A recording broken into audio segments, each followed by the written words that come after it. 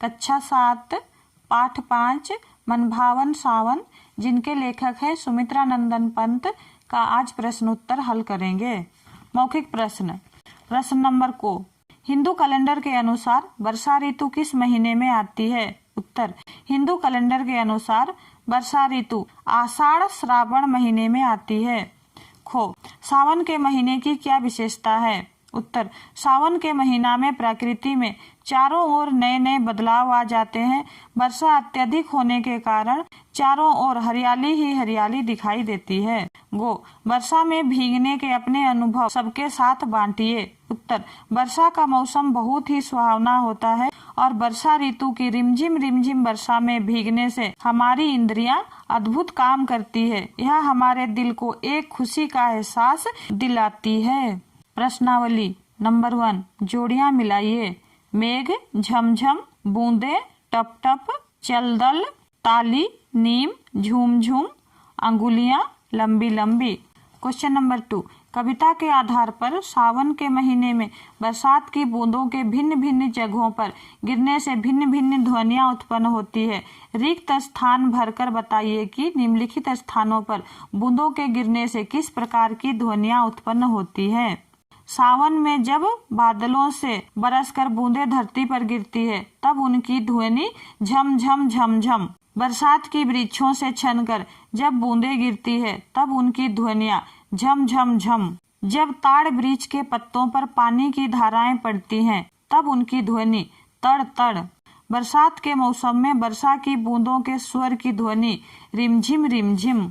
वर्ग कार्य। Question number 1, निम्नलिखित प्रश्नों के उत्तर एक एक शब्द में लिखिए। को, प्रकृति का सुकुमार कवि सुमित्रा नंदन पंत। खो, दादुर की ध्वनि टर टर। सोनबलाक की ध्वनि क्रॉच क्रॉच। घो, चातक की ध्वनि पीयू पीयू। क्वेश्चन नंबर 2, निम्नलिखित प्रश्नों के उत्तर विस्तार से लिखिए। प्रश्न नंबर को, सावन के महीने में उमड़ते घुमड़ते बादलों का वर्णन कवि ने किस प्रकार किया है?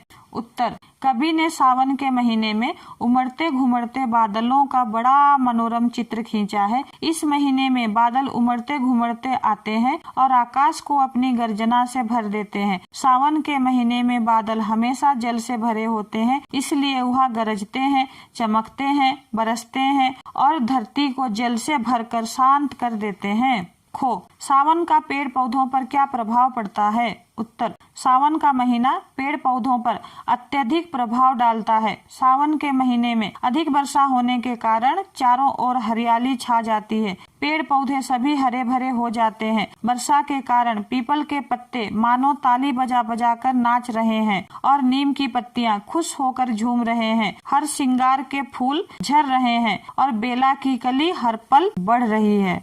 गो, सावन का महीना आते ही पक्षीगण अपनी खुशी किस प्रकार व्यक्त करते हैं? उत्तर, सावन का महीना आते ही पक्षीगण खुशी से चहचहा उठते हैं।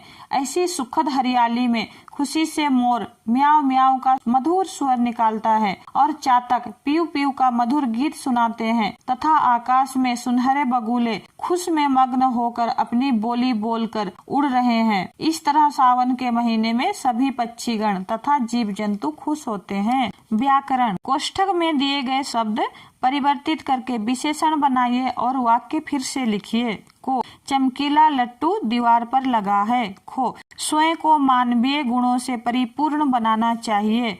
गो, महिलाओं को बनारसी साड़ियाँ पसंद आती हैं। घो, यह हमारी घरेलू बात है। वो, भारत के विदेशी व्यापार में वृद्धि हुई है। चो, हमें टिकाऊ वस्तु खरीदनी चाहिए। छो, आज तुमने प्रशंसनीय कार्य किया है जो उसे अपने कृत्य से लज्जित होना पड़ा।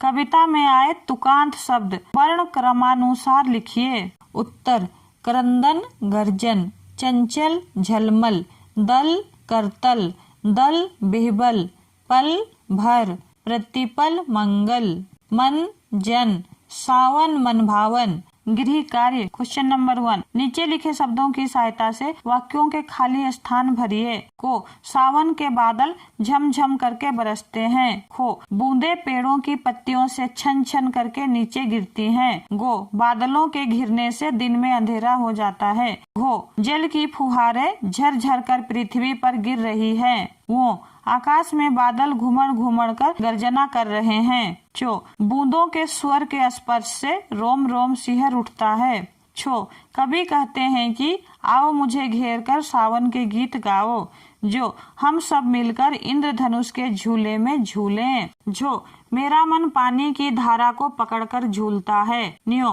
मन को अच्छा लगने वाला सावन हमारे जीवन में बार बार आए। क्वेश्चन नंबर 2, नीचे लिखे प्रश्नों के उत्तर विस्तार से दीजिए। प्रश्न को, वर्षा को ऋतुओं की रानी क्यों कहा जाता है? उत्तर, वर्षा को ऋतुओं की रानी कहा जाता है क्योंकि वर्षा ऋतु गर्मी के बाद आती है तथा इस समय वर्षा होने के कारण धरती माँ तृप्त हो जाती है और चारों ओर हरियाली ही हरियाली दिखाई देती है। किसान भी अन्न उगाकर धरती को उमंग से भर देता है। खो, वर्षा आने पर कौन कौन अधिक प्रसन्न होते हैं? उत्तर, वर्षा आने पर धरती के पेड़, तरुलता, दादुर, पशु पक्षी, चातक, मोर, सोनमलाक, मनुष्य, नदियाँ, तालाब और धरती के हर एक प्राणी खुश होते हैं। गो, अधिक वर्षा से क्या हानियां होती हैं? उत्तर, अधिक वर्षा होने से हानियां भी होती हैं, जैसे अत्यधिक वर्षा के कारण बाढ़ आ जाती है जिससे लोगों को बेघर तक होना पड़ता है। अत्यधिक वर्षा के कारण फसल भी नष्ट हो जाते हैं।